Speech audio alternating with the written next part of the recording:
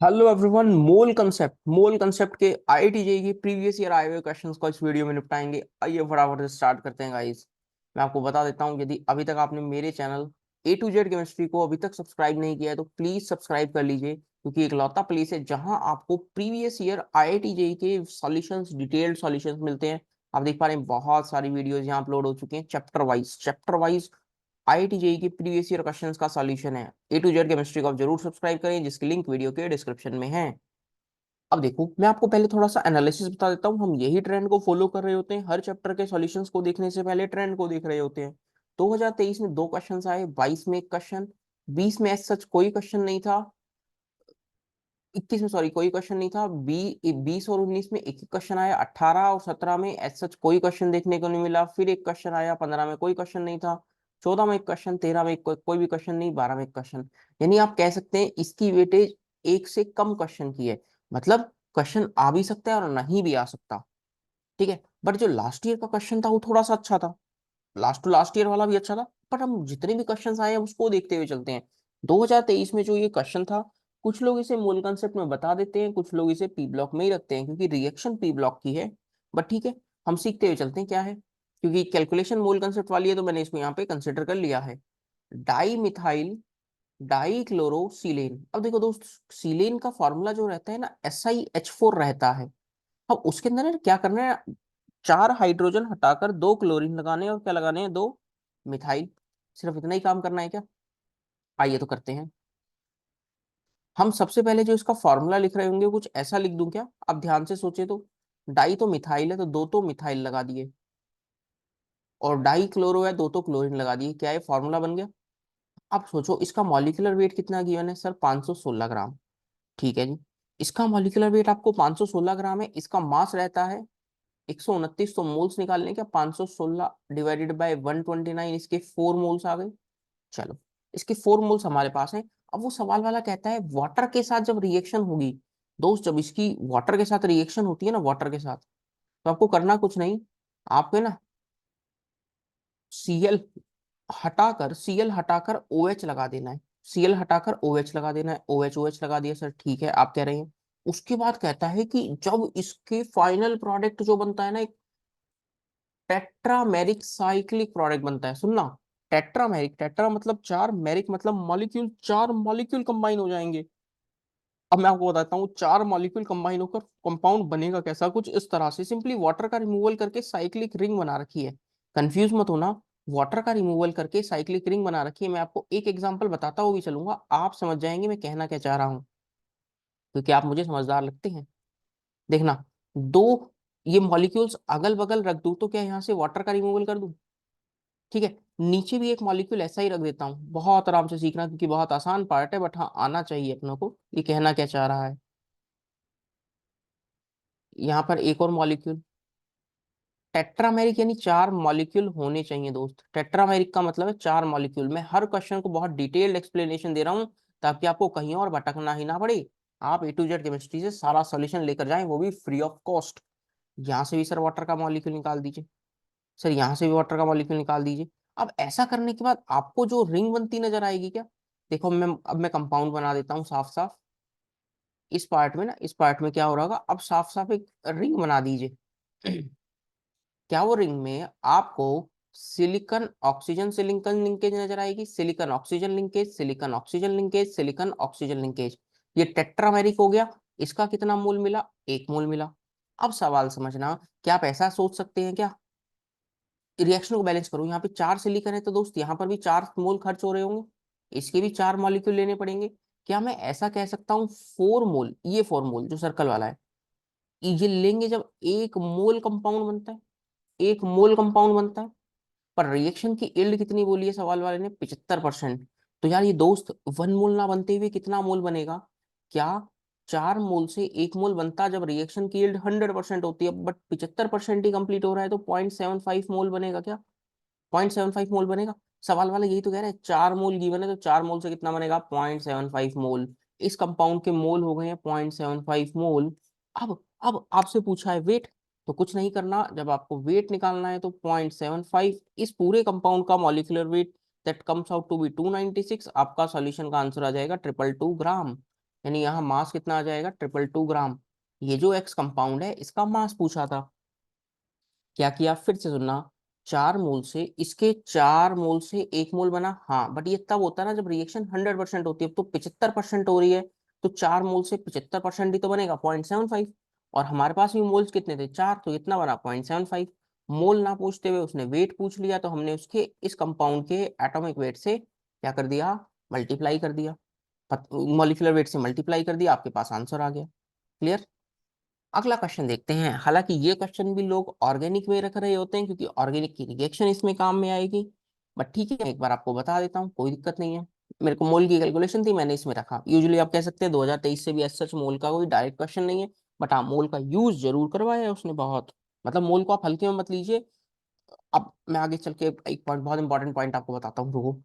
4 methyl oct 1 इन है, ठीक है, जिसका मास दे रखा है। HBr in presence of peroxide, क्या ये एंटी मार्कोवनिक फॉलो करेगा? जो स्टूडेंट क्लास 11 से बिलोंग करते हैं उसको बता देता हूँ, ये वाला क्वेश्चन अभी आप स्किप कर देना। ऑर्गेनिक की रिएक्शन है बेसिकली। मैंने इसलिए ले लिया क्योंकि यहाँ पे मोल का यूज आता है। मैंने इसलिए ले लिया क्योंकि दोस्त यहाँ पे मोल का यूज आता है। क्लियर हो गया क्या? मैं आपके सामने पहले कंपाउंड बनाता हूँ। कंपाउंड कुछ ऐसा है क्या दोस्त, 4 मिथाइल ऑक्ट 1 इन, ये ऑक्ट 1 इन 1 2 3 4, 4 मिथाइल, 4 5 6 7 8 8। अब वो कहता है इसके अंदर आप HBr डाल दो इन प्रेजेंस ऑफ पेरोक्साइड। अब देखो, HBr in presence of peroxide डालने पर है ना, आपको एंटी मार्कोवनिक प्रोडक्ट बनता है जो यहाँ पर भी आर लगता है। ठीक है सर, दो प्रोडक्ट है 9:1 रेशियो में, हाँ हम दो प्रोडक्ट बनाएंगे, 3 4 5 6 7 8, ठीक है। और एक बी आर यहाँ पर लगेगा। ये मेजर है, ये मेजर है, ज्यादा बनता है, ये माइनर है, फ्री रेडिकल मैकेनिज्म से जाता है। ठीक है, 9:1 रेशियो, 9:1 रेशियो पड़ा रहने दो। अब आपके पास ये दे रखा है 2.52 ग्राम, मैं इसके मोल्स निकाल लूँ दोस्त, इसका मॉलिक्यूलर वेट 126 रहेगा, तो क्या आपके पास मोल्स 0.02 मोल हो जाएंगे? सवाल कह रहा है कि इसकी यील्ड कितनी है, 50%। यील्ड पे जेईई एडवांस ने दुनिया भर के क्वेश्चन पूछे हैं दोस्त, पिछले 4 सालों में दुनिया भर के क्वेश्चन। कहता है कि यार ये जो भी बन रहा है ना, ये 50% यील्ड के साथ ही बन रहा है। सोचो 0.02 मोल थे, तो 50% यील्ड है तो कितना बनेगा, 0.01। ये भी कितना बनेगा, 0.01। बट ये जो अमाउंट बनती है ना, 9:1 रेशियो में बनती है। मतलब सवाल समझना, यदि मैं इसके 100 मोल लेता हूँ, तो 9:1 रेशियो का मतलब ये 90 मोल बनेंगे और ये 10 मोल बनेंगे। पता लग गया 9:1 रेशियो का मतलब। अब कहता है कि आपने जो 0.01 मोल बनाए हैं ना, ये 9:1 रेशियो में डिवाइड कर दीजिए, तो 9 डिवाइडेड बाई टोटल वेट कितना, मतलब टोटल मोल्स कितने, 9 × 1। तो कुछ ऐसा हो गया, 0.01 इंटू 9/10। 9/10 तो 9 × 10⁻³ -3 मोल्स हो गए क्या? इसी तरह ये मोल्स कितने हो जाएंगे, आप इसको ऐसा लिखेंगे क्या, इंटू 1/9 + 1, दैट इज 10⁻³ -3 मोल्स। अब सवाल वाला पता क्या कहता है, जो ये कहता है कि जो कंपाउंड ये बना है ना, आप इसकी रिएक्शन करवा दीजिए डाई इथाइल अमाइन के साथ। जो ये अमाउंट बना है, आप इसकी रिएक्शन किससे करवा दीजिए, डाई इथाइल अमाइन के साथ। अब सोचना है प्योर SN2 मैकेनिज्म है, this is di ethyl amine. अब पता क्या होगा, ये नाइट्रोजन का लोन पेयर यहाँ अटैक करेगा, Br यहाँ से जाएगा in presence of aqueous K2CO3। Aqueous K2CO3 सिर्फ H को एब्स्ट्रैक्ट करेगा और कुछ नहीं। आपके सामने जो ये प्रोडक्ट बनेगा वो कुछ ऐसा बनेगा, 3 4 5 6 7 8 8 हो गए, 1 2 3 4 मिथाइल लगा दिया। यहाँ पर जो ग्रुप लगा है वो ये रहा। पूरा ऑर्गेनिक का सवाल है, इसको मोल में बस मैंने लिया क्योंकि मोल की कैलकुलेशन है दोस्त। ये एस कंपाउंड बन गया है। अब कहता है इस एस कंपाउंड, ये जो बना है वो 100% यील्ड के साथ बना है, यानी इसके 0.9 × 10⁻³ मोल्स हैं, तो इसके भी मोल्स कितने होंगे, यदि 100% यील्ड है तो 9 × 10⁻³ मोल्स। अब कहता है आप मुझे इसका मास बता दीजिए मिलीग्राम में। आप सवाल समझ रहे हैं? अब आप इसका वेट कैसे निकालेंगे एस कंपाउंड का, 9 × 10⁻³ -3 मोल्स इंटू इसका मॉलिक्यूलर वेट 199। आपके पास आंसर आएगा 1791 इंटू 10⁻³ -3 ग्राम। मिलीग्राम में बताना था तो आंसर 1791 हो गया क्या, 1791 मिलीग्राम हो गया क्या? ये ऑर्गेनिक का सवाल था बेसिकली, बट हाँ मोल की कैलकुलेशन थी, मैंने इसलिए कवर किया। बट सवाल अच्छा था, ऑर्गेनिक भी यूज करवाई, फिर मोल भी अच्छा खासा यूज करवा लिया। बढ़िया क्वेश्चन जे एडवांस की तरफ से। चलो भैया, इस क्वेश्चन की जितनी तारीफ मैं करूँ ना दोस्तों, इस क्वेश्चन की जितनी तारीफ मैं करूं उतनी तारीफ कम है। क्यों सर, ऐसा क्या है? यूं मान लेना, IIT जेईई ने अपनी हिस्ट्री में पहली बार लॉ ऑफ कांस्टेंट प्रोपोर्शन से क्वेश्चन पूछा। मैं आपको बता देता हूँ कोचिंग की हिस्ट्री, कोचिंग वाले इसको बहुत ज्यादा नहीं पढ़ाते हैं। Being as a coaching faculty मैं आपको बता रहा हूँ सच, कोचिंग वाले इस पार्ट को नहीं पढ़ाते हैं। बट जेडान 2022 में क्वेश्चन पूछा, और क्वेश्चन भी कोई हल्का फुल्का क्वेश्चन नहीं, अच्छा खासा क्वेश्चन है ये। आप समझते हैं कहना क्या चाह रहा है। कहता है कि to check the principle of multiple proportion, ठीक है, series series of pure binary compounds PN PM QN were analysed, और टेबल में कुछ कुछ डेटा दे रखा है। अब कहते हैं चेक करो चेक करो।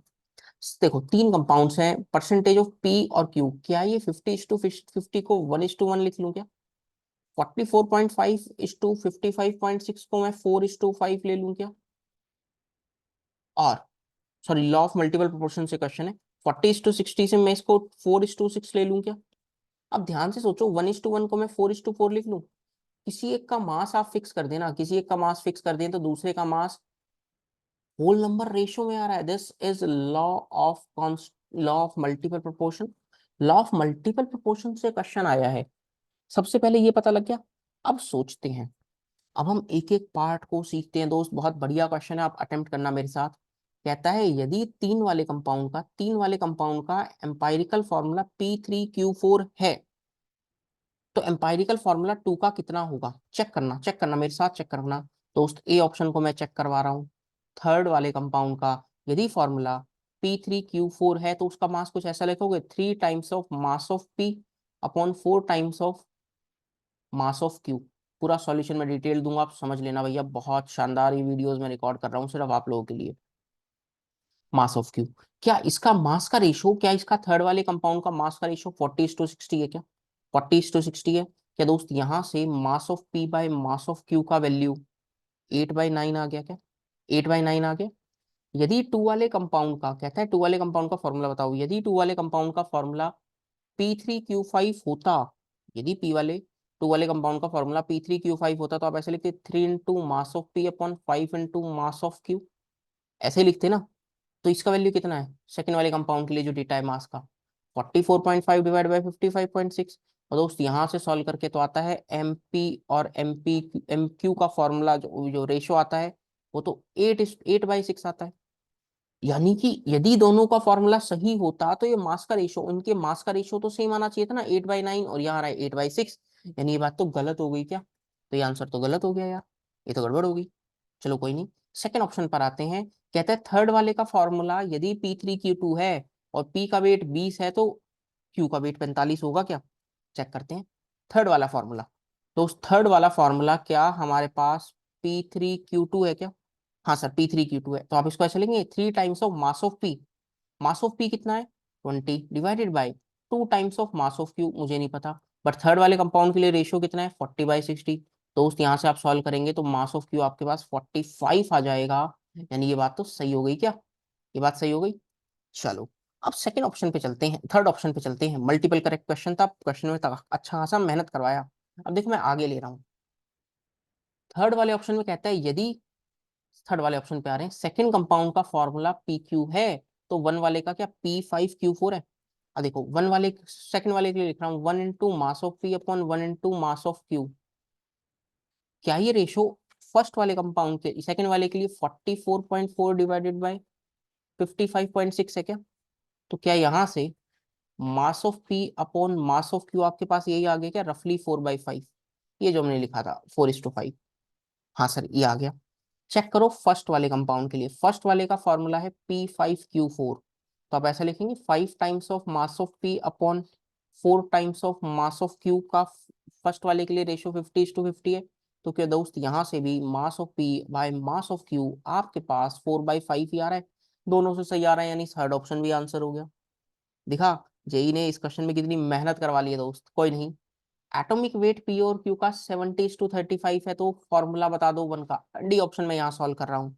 मान लीजिए number of moles by number of moles of P by number of moles of Q को आप ऐसा लिखोगे क्या? फर्स्ट वाले कंपाउंड के लिए वेट कितना है? 50, उसका एटॉमिक वेट कितना है पी का? 70, डिवाइडेड बाय इसका वेट 50, इसका एटॉमिक वेट 35। तो क्या रेशियो 1:2 आ गया क्या? क्या रेशियो 1:2 आ गया? तो यार फॉर एम्पायरिकल फॉर्मूला तो कुछ ऐसा बनना चाहिए था ना, PQ2, जबकि इन्होंने लिखा है P2Q, यानी ये बात तो गलत हो गई। तो दोस्त इस क्वेश्चन के दो आंसर सही जाएंगे, विच इज बी एंड सी। दो आंसर सही जाएंगे, बी एंड सी। आपको पता लगा कितना प्यारा ये क्वेश्चन है, और सॉल्यूशन मैंने बहुत आराम से समझाने की कोशिश की है, एक एक पार्ट आपको क्लियर कर दिया है। अब थोड़े से आसान क्वेश्चंस होंगे, अब थोड़े से दोस्त आसान क्वेश्चंस होंगे। जैसे ये क्वेश्चन है, एलआर पे बेस्ड क्वेश्चन है, 2020 का क्वेश्चन है। कहता है 21 में, पता है मैंने कहा 21 में कोई क्वेश्चन नहीं आया, मैं आपको बता देता हूँ 21 में डायरेक्टली, यू मान लो 21 में ना जीरो क्वेश्चन लिखने का सेंस ऐसा है कि डायरेक्टली मोल से नहीं था, पर मोल का बहुत यूज है उनमें। ऑर्गेनिक इनऑर्गेनिक के सवालों में भर भर के मोल था, यानी मोल इसमें चमक रहा था, मोल एकदम चमक रहा था।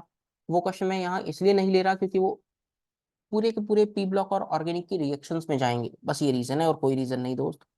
पर मोल बहुत आया था, मोल को अंडर एस्टिमेट प्लीज मत करना, क्वेश्चन काफी आते हैं यार। चलो ये क्वेश्चन पढ़ते हैं क्या कह रहा है। कहता है कि एल्यूमिनियम सल्फ्यूरिक एसिड के साथ रिएक्ट करके एल्यूमिनियम सल्फेट बनाता है, Al2SO4 होल थ्राइस, तीन लिख दीजिए, plus plus 3 molecules of hydrogen gas evolve करता है। कहता है कि 5.4 ग्राम एल्यूमिनियम ले रहे हैं, 5.4 डिवाइडेड बाई 27, यानी 0.2 मोल हो गए हैं। अब कहता है कि 50 ml ऑफ 5 मोलर, तो मोलरिटी इनटू वॉल्यूम, कि आपको यहाँ से मोल्स मिल जाएंगे, वो मोल्स आ रहे हैं 0.25।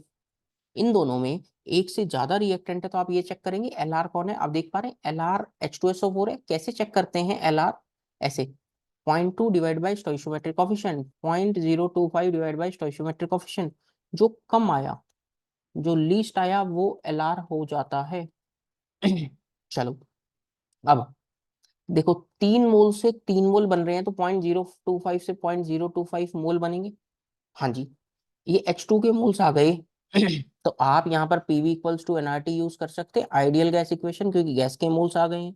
वॉल्यूम हमने निकालना है, तो R N T by P लिखेंगे। आर का वैल्यू 0.25, सॉरी एन का वैल्यू 0.25, आर का वैल्यू 0.082, टेम्परेचर है 300 केल्विन, डिवाइडेड बाय प्रेशर है 1 atm। और दोस्त यहाँ से जब आप सॉल्व करेंगे तो 6.15 लीटर आपके पास वॉल्यूम आ जाएगा। सवाल वाला यही पूछना चाह रहा था कि what would be the volume of hydrogen.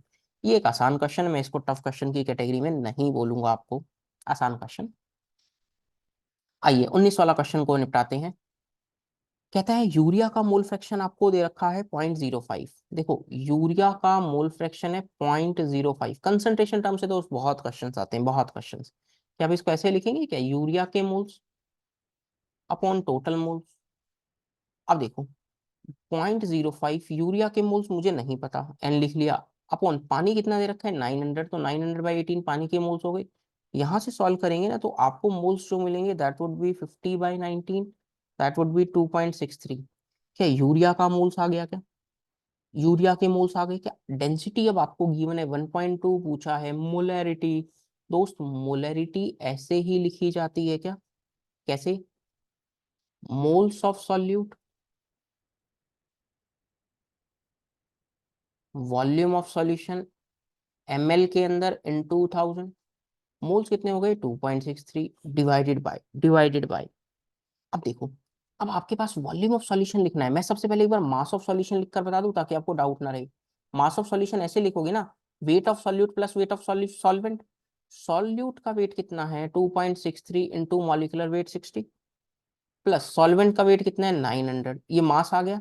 तो दोस्त आपको वॉल्यूम ऑफ सॉल्यूशन लिखना है, तो आप ऐसा ही लिखेंगे density equals to mass by volume. तो मास बाय डेंसिटी लिखा जाएगा, this is 2.63 into 60 plus 900, divided by density कितना 1.2, ये वैल्यू यहाँ रखेंगे। 2.63 into 60 plus 900 divided by density that is 1.2, ऊपर लिख दिया इंटू 1000। यहाँ से सॉल्व कर लेंगे, आपको एग्जैक्ट आंसर 2.98 मिल जाएगा। यानी सवाल वाले ने क्या क्या किया, मोल फ्रैक्शन गिवन था, आप लोगों से क्या पूछ लिया, आप लोगों से मोलैरिटी पूछ लिया। बट एक आसान क्वेश्चन, ऐसे कन्वर्जन हम क्लास में भी करवाते हैं, स्टूडेंट कर सकता है। ये क्वेश्चन देखो, आइए अब इस क्वेश्चन से थोड़ा सा मुलाकात करते हैं यार। ये क्वेश्चन क्या कहना चाह रहा है, ये क्वेश्चन कहना चाह रहा है सॉल्यूट का मोल फ्रैक्शन। तो सॉल्यूट का मोल फ्रैक्शन आपको दे रखा है 0.1। अब आपको मोलैरिटी कहा है same as that of molality. अब देखो, मैं सबसे पहले मोलैलिटी लिखता हूँ। मोलैलिटी का आप एक एक्सप्रेशन ध्यान रख सकते हैं, आपको काम भी आएगा, टाइम बच जाता है बस, हालांकि आसान है। Mole fraction of solute by solvent into 1000 upon molecular weight of solvent. चलो इस पार्ट को ऐसे लिखेंगे, 0.1 अपॉन सॉल्वेंट का मोल फ्रैक्शन, 1 में से माइनस कर दो, 1000 upon mass of solvent, molecular weight of solvent. सवाल वाले ने एक बात लिख दी, क्या? स्मॉल एम और कैपिटल एम को बराबर ले लीजिए, मतलब मोलैरिटी और मोलैलिटी को बराबर ले लीजिए। ले लिया सर। अब क्या करें? कहता है अब आप मोलैरिटी लिखो। मोलैरिटी, मोलैरिटी कैसे लिखोगे? मोल्स ऑफ सॉल्यूट कितने हैं? 0.1 डिवाइडेड बाय, दोस्त divided by volume of solution. देखो वॉल्यूम को कैसे लिख रहा हूँ, पहले मास लिख रहा हूँ, 0.1 इंटू सॉल्यूट के मोल्स इंटू उसका मॉलिक्यूलर वेट, प्लस सॉल्वेंट के मोल्स इंटू उसका मॉलिक्यूलर वेट। ये क्या हो गया कि मास ऑफ सॉल्यूशन हो गया, उसको डिवाइड कर रहा हूँ डेंसिटी से, वो कितना गिवन है? 2, तो इंटू 2 इंटू 1000। और कैपिटल एम और स्मॉल एम को बराबर कर दीजिए। क्या ये कुछ ऐसा है क्या? मैं स्मॉल एम और कैपिटल एम को बराबर कर रहा हूँ, देखना। क्या दोस्त मोलैलिटी वाला पार्ट ये लिख रहा हूँ मैं, that is 1000/9 into M of solvent. क्या ये एक्सप्रेशन सॉल्व करके कुछ ऐसा होगा क्या? ध्यान से देखिए तो अभी 0.2 इंटू 1000 लिख देता हूँ, डिवाइडेड बाय मैं पूरे से 10 कॉमन ले लूं, पूरे से 10 कॉमन ले लूं तो ऐसा रहेगा क्या? ध्यान से सोचें तो 2 और नीचे रहेगा मास of solute plus 9 into mass of solvent. 1000 से 1000 काट देंगे, क्रॉस मल्टीप्लाई कर देंगे, 18 into mass of solvent will be equals to mass of solute plus 9 times of mass of solvent.